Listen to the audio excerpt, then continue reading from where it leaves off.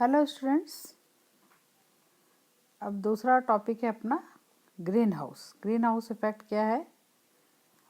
Green house effect आपको मालूम ही है, आपने काफ़ी छोटी क्लासेस से ही पढ़ा होगा कि सन की जो एनर्जी है वो ट्रैप हो जाती है हीट, और उससे टेम्परेचर राइज करता है, जिसको कि ग्रीन हाउस इफेक्ट कहते हैं। नॉर्मली आपने देखा होगा ये वेजिटेबल्स और एग्रीकल्चर, उसमें आपने ये ग्रीन हाउस के चैम्बर्स ही बने हुए देखे होंगे, जिसमें कि सन एनर्जी के हीट को ट्रैप करके ये ग्रीन हाउस बनाए जाते हैं। The green house effect of the atmosphere is named by analogy to greenhouse which become warmer in sunlight. Greenhouse effect in greenhouse is due to reduction in convection. क्यों होता है ये? क्योंकि convection में reduction होता है। Sun radiation warms the ground, which leads to warming of air, and it travels to upwards, leaving cold air downward. यानी सन से जो हीट आती है रेडिएशन, वो ग्राउंड को गर्म करती है और फिर उससे एयर गर्म होता है, और ये गर्म हवा जो होती है ऊपर की तरफ मूव करती है और कोल्ड एयर नीचे की तरफ। ओके,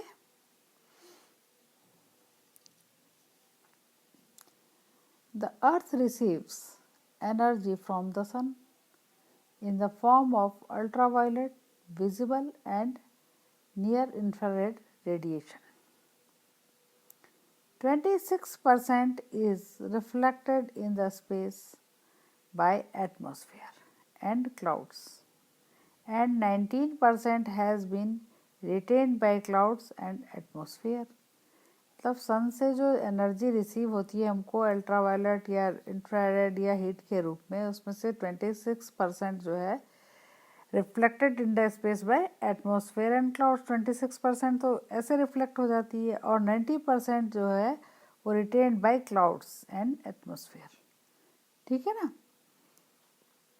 ये देखिए आप इसमें जो स्लाइड बना हुआ है, कैसे ये सोलर एनर्जी रेडिएशन जो reflect by the earth and the atmosphere.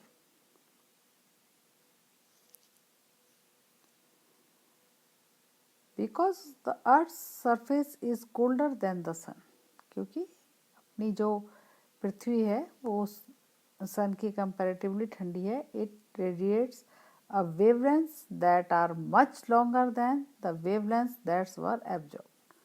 मतलब वो वेवलेंथ बहुत ज़्यादा लंबी होती है जो कि जिस उसकी तुलना में जो कि एब्जॉर्ब हो जाती है। Most of this thermal radiation is absorb by atmosphere and warmness. बहुत थर्मल रेडिएशन का एक बहुत बड़ा हिस्सा जो है इस एटमॉस्फेयर के द्वारा एब्जॉर्ब हो जाता है और उसको गर्म करता है। The atmosphere also gains heat by sensible and latent heat fluxes from the surface. इसके अलावा इन चीज़ों के कारण भी एटमॉस्फेयर गर्म होता है। The atmosphere radiates energy both upwards and downwards. The part radiated downwards is absorbed by the surface of the earth. जो एनर्जी नीचे की तरफ यानी डाउनवर्ड रेडिएट्स होगी वो अर्थ के द्वारा एब्जॉर्ब कर ली जाती है। This leads to a higher equilibrium temperature than if the atmosphere were absent. अगर एटमॉस्फेयर नहीं हो तो ये बहुत ज़्यादा टेम्परेचर का इक्विलिब्रियम जो है बहुत ज़्यादा हायर हो जाएगा। Without atmosphere, the earth temperature will equals to the temperature of moon, that is minus 80 degree centigrade. अगर एटमॉस्फेयर नहीं हो तो अपने अर्थ का टेम्परेचर क्या हो जाएगा? मून की तरह माइनस 18 डिग्री सेंटीग्रेड हो जाएगा।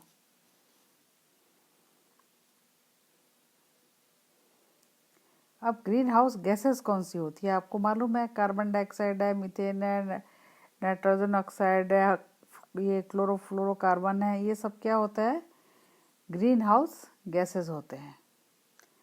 Green house gas is a gas in an atmosphere that absorbs and emits radiant energy within the thermal infrared range.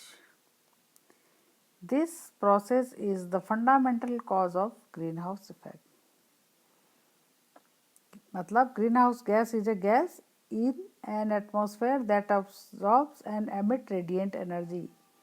ये वो गैस है जो कि पहले absorb करती है और emits the radiant energy within the thermal infrared range. इस प्रोसेस के कारण ही क्या होता है, ग्रीन हाउस इफेक्ट मतलब जो टेम्परेचर जो बढ़ता है वो मेन कारण ये प्रोसेस होता है उसका.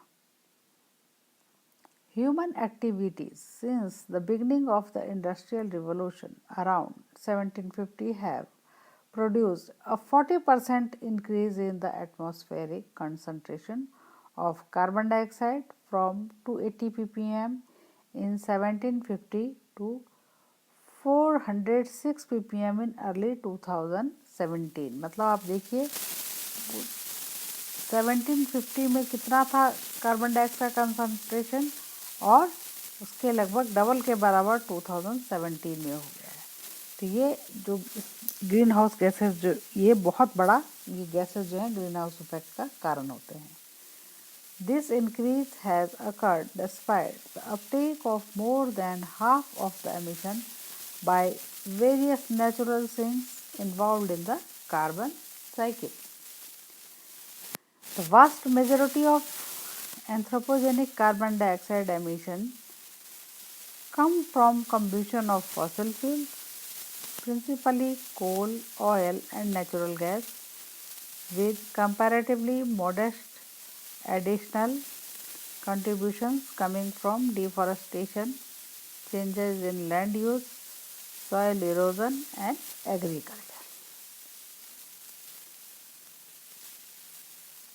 अब ये आप ग्राफ देखिए concentration of green house gases का, ये कार्बन डाइऑक्साइड, मीथेन और नाइट्रस ऑक्साइड का किस तरह से ग्राफ बढ़ा है, यानी इन गैसेस का कंसंट्रेशन किस तरह से बढ़ा है.